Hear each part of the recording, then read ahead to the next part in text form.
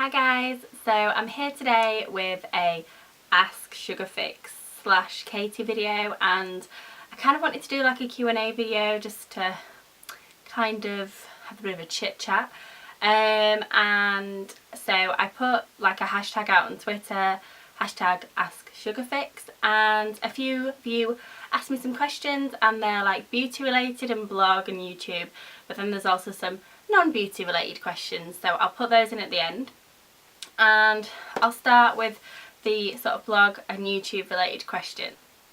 So the first question is, what made you start a blog? And I have been, well, first of all, I started watching YouTube videos quite a while ago, and kind of expanded from there and started reading blogs.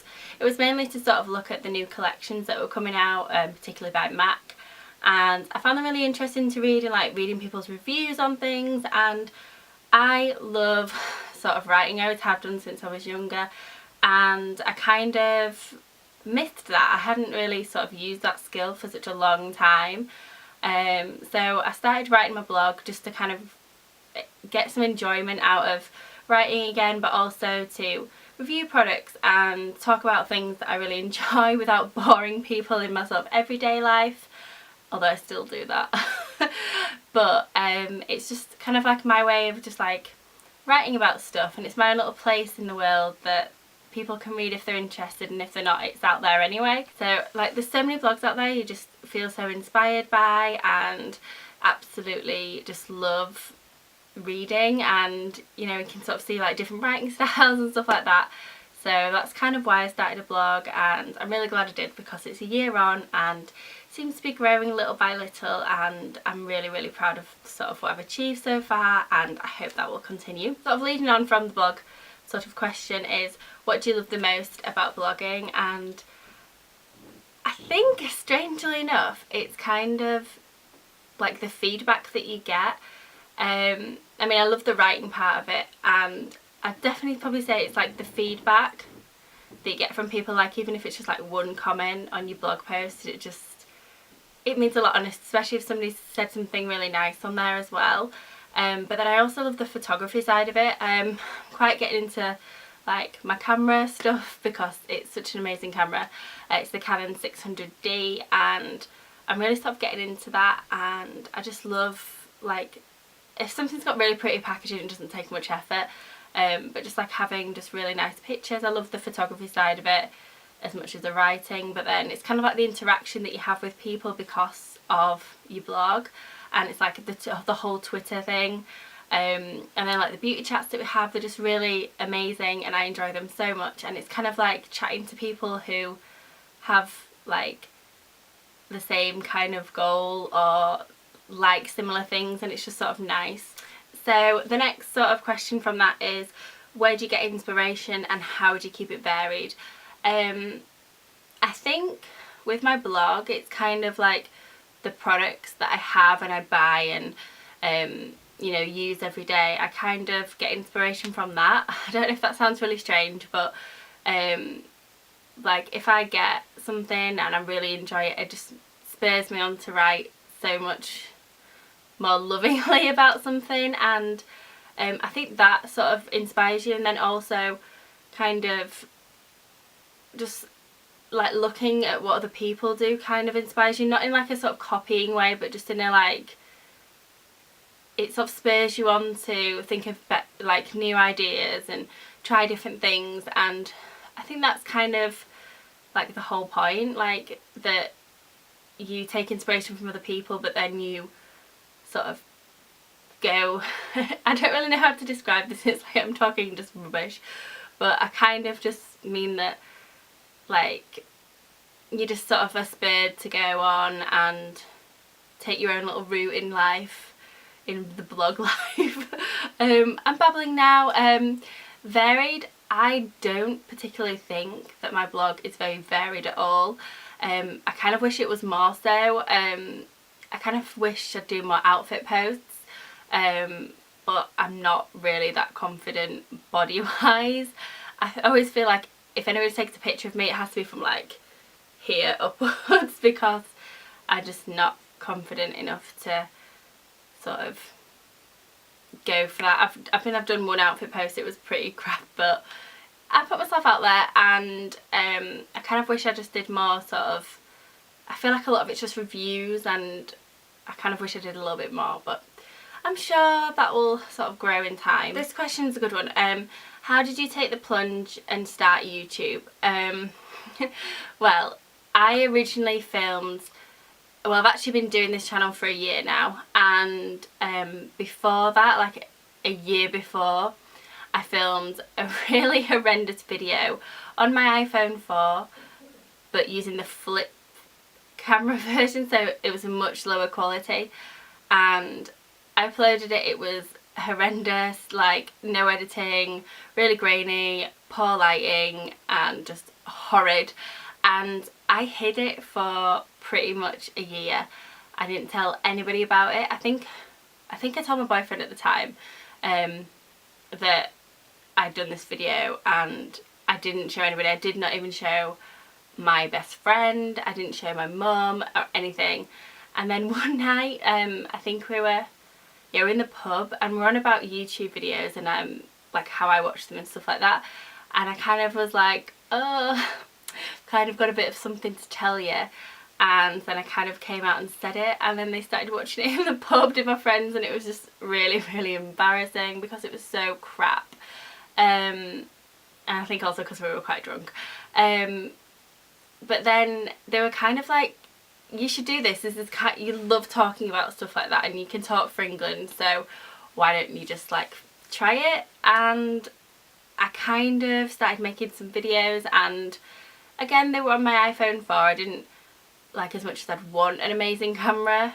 The quality was okay, depending on the lighting, and I kind of just went for it. Like when somebody sort of says that you'd be good at something and they sort of hype you up about it, you kind of feel obliged to do it. And I'm really glad I did, because I enjoy it so much, like blogging and YouTubing and everything. And it's just, I know it's only like me talking to a camera, but I just don't know, you just feel like it's such good interaction and stuff like that. And I've only really had like a couple of negative things. I've never had anything negative online at all, which I am so grateful for, touch wood. I have had a few things that were like nasty in sort of everyday life, but I kind of just laugh those things off. Like, you know, when people are like trying to rip you on social media, and they're people that you've been to school with or whatever, it's kind of quite funny, because like they're watching your video, therefore you're giving me a hit, so thanks for that, it's really nice of you. That's the kind of way I just kind of think of it. And I think also a lot of people don't really understand it. I think people find it really strange that you're talking to a camera and you're like talking to yourself, but I just, to me it's normal now because I've done so many videos, and the more you do, the more sort of confident you get with it. I think at first it's really daunting, like you're talking in front of a camera, you don't know how you're going to come across, you don't know how your voice is going to sound, and I think a lot more people should take the plunge for it. I know you hear about some horrendous stuff that happens online, and people getting you know, horrible comments, and just people just generally being nasty, but I can't say I've ever experienced that sort of on that kind of level. But I don't think it would deter me from doing it, and you feel so much more confident the more you go on. It is really scary at first, but you relax and you become more of yourself, and more of your personality shows through. And I think that everybody should at least try it the once. And I love seeing new people come onto YouTube that I've like followed on blogs and things like that, because it's like, welcome to the family. Yeah, so I won't sort of go into that anymore, because I don't really know if there's anything else really to say apart from just go for it. It's fun, and it gets a kind of like a buzz from it, and the editing side of videos is really fun as well. The exporting and the uploading, not so much. Another question I got was like organisational, sort of like tips on how I stay organised doing YouTube and blogging, even though I've got like a full-time job, and it's such a balancing act. Like sometimes I can be really proactive and take all my photos, write all my posts up and schedule them all, and then like film a video, edit it and upload it, and but then other times I can be really lazy, like I have recently, and just not even be bothered to do it because I'm just so tired from work. But it's a balancing act. It's like juggling. It's like having all your balls in the air and just juggling around. It's hard, you know. I can't do half the things that I want to do and be proactive in because I have a full-time job, but the bills have got to be paid. The bills have got to be paid. So I can't really give any tips, just like maybe like everything that you need to photograph or whatever, just do it all in one go, and sort of, even if it's just an hour of your day, just like writing notes for posts, and then they're easier to write, that kind of thing, just kind of trying to like think in your mind what you want to post about or you want to record. Okay, I'm going to move on to sort of like beauty stuff now, and one of the questions was, what's your favourite winter lipstick? And I have two. I've got a nude and a sort of dark shade, and they're both by MAC, surprise surprise, and this sort of nude one is a luster one called Hug Me, which is just a really nice nude shade, and it's quite a brown tone nude, but it's quite warm, and apparently it's one that Kimmy K wears, apparently. She probably does, she's probably got loads of MAC makeup. And the next one is Dark Side, which is an amplified, and it's a really dark sort of burgundy sort of berry shade, which I featured in a tutorial which I'll link below. And they're the kind of ones that I like to go for. If I'm feeling a bit adventurous, I'll go for the dark one, and if not, and I just want a bit of wash of colour and just a nice sort of nude with a smoky eye or whatever, I'll go for Hug Me. Okay, what is the worst product you've ever used? Oh, this is difficult because I do so much like research and into products to see if I like them or not. I do find that I'm not overly disappointed with things, because I try to, like, when I pack my money, it's because I'm really interested in something and I feel like it's going to be something that suits me. But one product that I was really disappointed in was the Vaseline Cocoa Radiant Gel Oil thing that I featured in my disappointed products video. It was the greasiest thing I've ever used in my life, and literally it smelled kind of like plasticky as well as being like quite chocolatey. It's weird. But it literally used to take hours and hours to sink in, and I used to just feel so heavy and greasy and horrible. So that's probably the worst product I've used. Top 5 makeup products. I kind of just grabbed a few things from my drawer, but I would say the Laura Mercier Silk Cream Foundation. This stuff is just beautiful. Love this stuff. And then the Hourglass Brow Arch Sculpting Pencil, which I've literally got the tiniest little nib of left, sadly, and that's really expensive. And then I would probably say Maybelline The Rocket Mascara. That's a really good one, and in fact all Maybelline ones are pretty good. This is probably my favourite one. NARS Laguna Bronzer. Surprise surprise. Surprise surprise, but that is a good one. And a palette that I've been loving so much is the Smashbox Blue Eyes palette, which has got loads of really nice sort of neutral shades in there, and you can do like a really good smoky eye with it, or you can do a really sort of neutral eye and soft eye, so I quite like that. So that's probably my top 5 that I've just sort of randomly pulled out my drawer. These things change every day. Holy Grail skincare. Right, this is a bit tricky because I've pulled out loads from my drawer, but I would definitely say cleansing wise, it would be the Emma Hardy Amazing Face Moringa Cleansing Balm. This stuff is amazing. I've been using a Ren cleansing balm that's also really good. I think I prefer this though. Cleansing balm's so nice with like really hot flannel, just beautiful. Moisturiser wise, we're going to go on a bit of an origin type here, I apologise. The Ginseng Energy Boosting Moisturiser for the morning. I really like this because it's just really radiant, smells gorgeous, and just leaves my skin really nicely hydrated. And then for night it would be the Origins High Potency Nightingales oil free version. This is my second jar of this. I absolutely love it. It again smells amazing and just really makes my skin feel really nice and healthy in the morning. Then I would say like masks are really like important for me, and I find these are like Holy Grail products, and I've got another 2 Origins products in here because Origins is just the best. And one is the Drink Up Intensive Overnight Mask, which I use when my skin's feeling a little bit, well, not so much dry, but just like dehydrated and sort of needing to be replenished sort of hydration wise. And I use this on a night and it's just beautiful. If it's like winter or summer, that's great. I really love the Origins Clear Improvement Charcoal Mask, and in that same sort of breath in terms of like getting rid of like pores around this whole area, definitely that one. And the Ren Invisible Pores Detox Mask as well. They're pretty similar, just like different sort of colours. But I really like those. I think masks are really good for like maybe once or twice a week. Okay, what is your most embarrassing makeup moment? I think when I look back on pictures and I haven't filled in my eyebrows.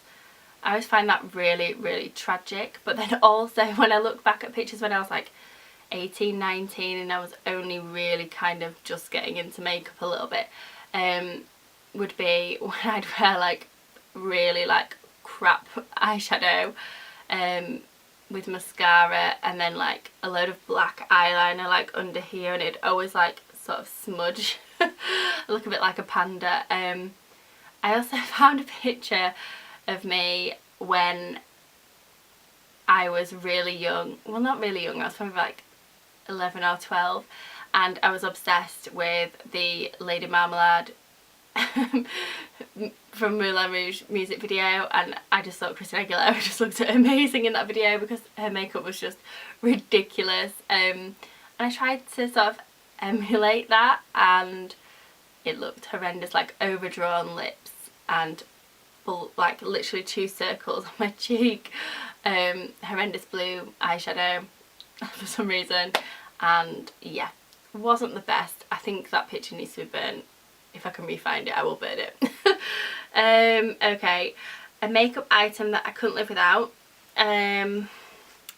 This is tricky because like if it's a specific thing, like if this is what I always think, if I'm like going to the gym and it's not like after work or anything, which to be honest I don't really go that often and I should, I kind of try and put like something on. I always find that I can't leave the house without my eyebrows being done, mascara and bronzer. Like they would be the 3 things that I probably couldn't live without.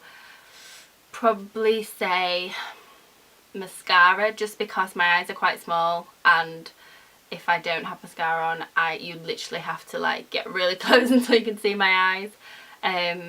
So probably mascara, but like a specific brand that I couldn't live without would probably, oh this is tricky because there's so many, probably MAC, just because of how many lipsticks and blushes and everything that I've got. Okay, on to non sort of beauty related questions, and the first question was who is your, because I'm a massive Arsenal fan, which people find it's really strange how much I'm into football even though I'm obsessed with everything girly.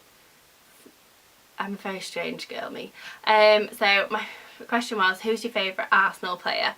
And I didn't know whether to break this question into 2, like of all time / currently, and so I thought I will anyway. So my favourite Arsenal player would, of all time, would probably be Freddie Ljungberg, just because what a babe, what a babe. Them tighty whities, oh. Now that was some misspent youth. Yeah, the funny thing about me supporting Arsenal is very superficial, and because I'm a girl I can get away with it. That's my story and I'm sticking to it. But it all started because I saw Freddie Ljungberg playing and I thought that he was beautiful and thought I'll watch this a little bit more, and then kind of, like I always like football anyway, and then I kind of just started watching Arsenal and I just love the way that they play football, and yeah, it kind of just went from there, and now I'm glorified Arsenal fan. I'm happy with that, so that's good. Probably another sort of 2 players that I would say of like all time would be Thierry Henry, just because the man is a legend and a goal scoring machine, and then Dennis Bergkamp for just being just Dennis Bergkamp. At the moment, it's really difficult because I used to love Fabregas, and then he went. I used to love Van Persie, and then he went, and now I hate him. But I would say like this season, probably Aaron Ramsey, just because of how much he's improved, and it's like watching a completely different person. He's just amazing this season, and I hope he like continues that good form because it's good for us as well. And I'm really impressed with Ozil. He's amazing, and he looks a bit scary because he looks a bit like a frog, but he's really good. And yeah, I'm just really impressed with the team so far this year, and hopefully we'll get some joy, but then it's Arsenal, so probably not. This question is, what's your favourite film? And this changes like day to day based on who asks me and sort of what kind of film mood I'm in, but I would probably say The Departed. I just think everybody in that film is amazing. Jack Nicholson is the freaking man, and Matt Wahlberg's amazing in it, as well as Leonardo DiCaprio, Matt Damon, and I just think it's just amazing. Like, there's so many funny lines in there. Like, my favourite one that I used to say all the time was like maybe, maybe not, maybe fuck yourself. That's my really bad Boston accent. I may grace you with an Australian accent. That's like an ongoing joke at work, that I just talk in an Australian accent all the time, and everybody gets really annoyed with me, especially when I was like, Sheila, put it on the Barbie, and very stereotypical things like that. Yeah, so favourite film, probably that, or Shame, just because Michael Fassbender's penis is out in it. Oops.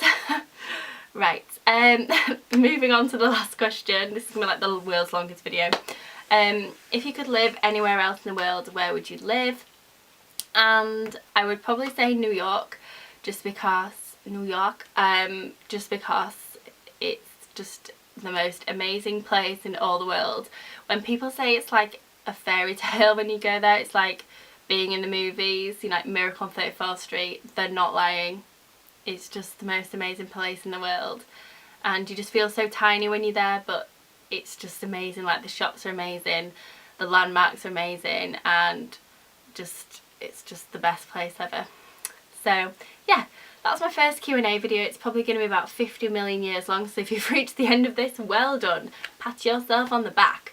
Yeah, so I hope you guys enjoyed that. If you did, please give it a big thumbs up, comment below, like, subscribe, all that good stuff, and hopefully I'll do another one of these if you liked it, and if people want to ask me more questions. If you do, please use a hashtag Ask Sugarfixx, and hopefully I'll do another one.